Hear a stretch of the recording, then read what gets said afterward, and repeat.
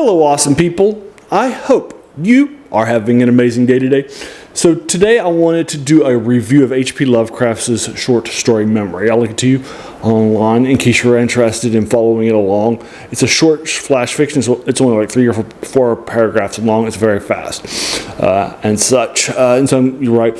So I want to do a review for it. So it's kind of like flash fiction today. And there is a short story by Ambrose Bierce that I reviewed for you folks that I absolutely adore called An Inhabitant of Carcosa that has this nice trick ending. Love it so much, and I reviewed it for you too. It reminded me of that because I like this ending so much. And so I thought it would be fun if I actually read this to you, because normally my reviews are spoiler free, but I thought it would be fun for me to do a review of this with the ending so you can see what I was talking about and so forth. Alright, so let's go ahead and get started. Now I'm reading this on my phone, online, and so forth, and this isn't exactly like the best font ever, right? And so forth. I'm reading it on hplovecraft.com, and so forth. So I get this zoomed in, but if you see me squinting and so forth, I apologize right for this. We're just going to find out this together. All right, so let's go ahead and start. In the valley of Nis, the accursed waning moon shines firmly, tearing a path for its light with its feeble horns through the lethal foliage of the great upas tree. And within the depths of the valley, where the light reaches not, move forms not meant to be beheld.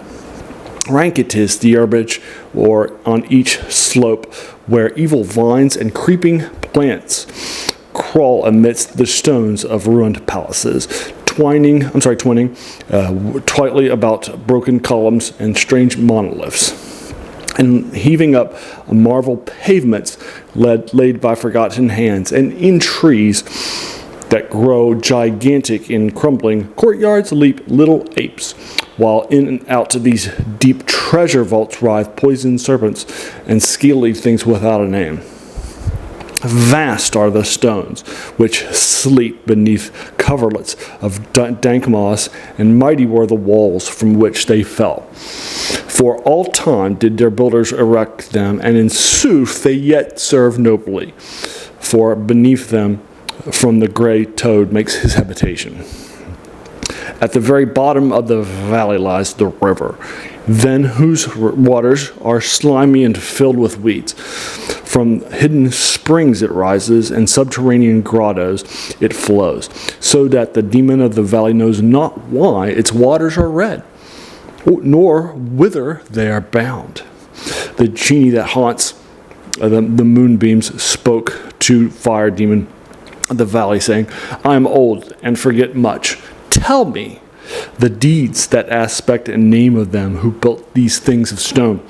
And the demon replied, I am memory, and I am wise in the lore of the past, but I too am told these things were like the waters of the river, and then not to be understood. Their deeds I recall not, nor for they were of the moment.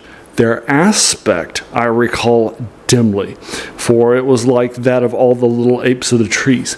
Their name I recall clearly, for it rhymed with that of the river. These beings of yesterday were called man. So the genie flew back to the thin-horned moon, and the demon looked intently at a little ape in a tree that grew in a crumbling courtyard. I like that. I think it's a fun ending. And so forth. Again, it's kind of like Inhabitant of Carcosa, no spoilers there, and so forth. But the nice ending there, that's of what's happening. You're getting a nice setup. I think it's a nice ending.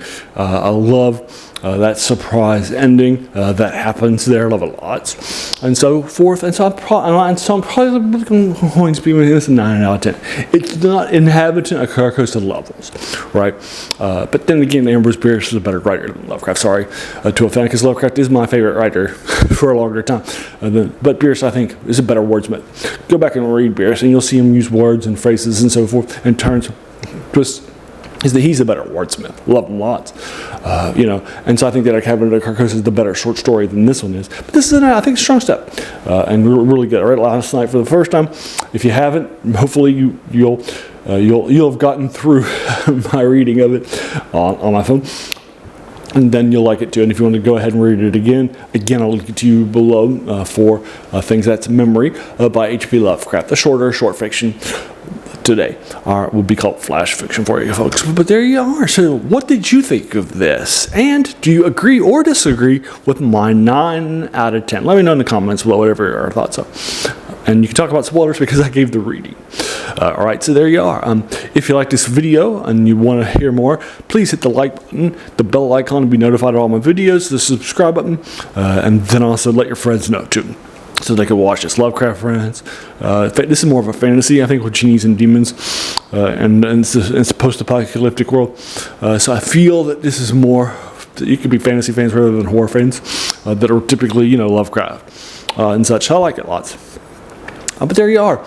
I'll go ahead and just leave you to it. As a reminder, this channel is named The Worst Thing About New Books. That's a quote by a French philosopher, Jacques Joubert, who said that the worst thing about them was that they kept us from reading the old ones. Right? So finding these old things that you might not have heard of before or not have read before is a passion of this channel. So that's where you get the fun stuff from. And then finally, thank you so much for taking some time out of your day and investing and watching my video, because we all have so many things, right, that happen in our lives, and we're pulled in so many different directions. So the fact that you spend this time with me, that's incredibly humbling, and I appreciate it much. So thanks again, and have an amazing day.